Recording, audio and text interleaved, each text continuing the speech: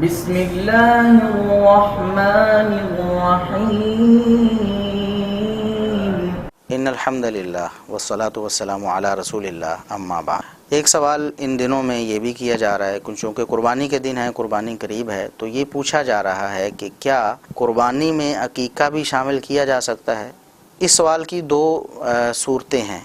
یعنی اس سوال کو کرنے کی دو وجوہات ہو سکتی ہیں۔ ایک وجہ یہ ہے کہ یہ تصور کر لیا گیا ہے کہ شاید بڑے جانور سے بھی عقیقہ کیا جا سکتا ہے۔ تو پہلی بات یہ قابل غور ہے اور اس کو مد نظر رکھنا ہے کہ شریعت نے جو عقیقے کے بارے میں رہنمائی دی ہے، چھوٹے جانور کے بارے میں دی ہے، بڑے جانور سے عقیقہ کرنا درست نہیں ہے راجح قول کے مطابق۔ سیدہ عائشہ رضی اللہ عنہا سے پوچھا گیا، یہ سنن کبریٰ بہقی میں ہے، ان سے پوچھا، انہیں بتایا گیا کہ فلاں شخص کے ہاں بچہ پیدا ہوا ہے تو اقی عنہ جزوراً،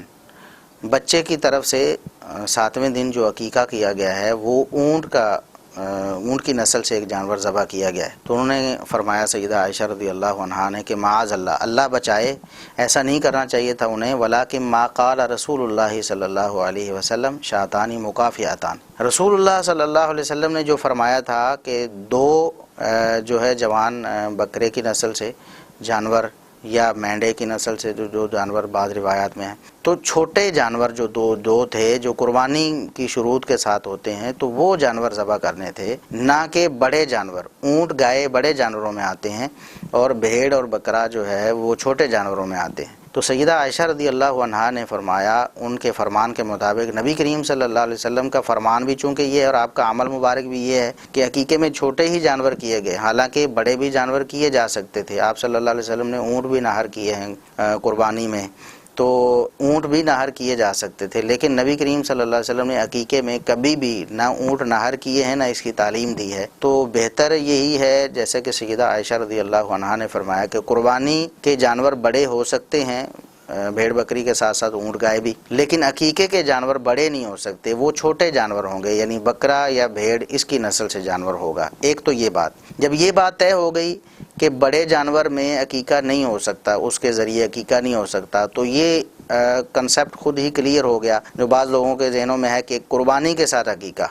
تو وہ اسی لیے ان کے ذہن میں ہوتا ہے کہ ایک بڑا جانور ہے تو ایک حصہ ہمارا قربانی کا ہو جائے گا اور ایک حصہ ہم عقیقے کا ڈال دیں گے، 7 حصوں میں سے 2 حصے ہم کر لیں گے، ایک بچے کا عقیقہ ہو جائے گا، ایک ہماری قربانی ہو جائے گی۔ تو یہ دوسرا مسئلہ بھی، دوسری وجہ جو اس سوال کی تھی وہ بھی ختم ہو جاتی ہے کہ حصے کا کوئی تصور نہیں عقیقے میں۔ قربانی میں حصہ ہے،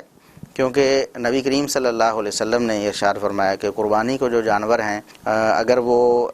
گائے ہے تو اس میں 7 حصے زیادہ سے زیادہ ہو سکتے ہیں، اگر وہ اونٹ ہے تو 10 حصے زیادہ سے زیادہ ہو سکتے ہیں، جیسا کہ جامع ترمذی کی حدیث ہے۔ لیکن عقیقے میں کوئی حصے کا تصور نہیں ہے۔ عقیقے میں پورا جانور کرنا ہے ایک بچی کی طرف سے اور پورے 2 جانور کرنے ہیں بچے کی طرف سے، اور وہ بھی چھوٹے جانور جو ہیں بھیڑ یا بکرے کی نسل سے۔ تو یہ اسلام کی تعلیم ہے۔ جب ہمیں یہ پتہ چل گیا کہ عقیقے میں بڑا جانور ہوتا ہی نہیں، تو ایک تو اس وجہ سے یہ غلط ہو جائے گا، اور دوسرا عقیقے میں حصوں کا کوئی تصور نہیں۔ حصوں کا تصور جو شریعت نے دیا ہے وہ صرف قربانی میں دیا ہے، عقیقے میں نہیں دیا۔ تو ان دونوں وجوہات کی وجہ سے یہ سلسلہ غلط ہے کہ قربانی میں عقیقے کا حصہ ڈالا جائے۔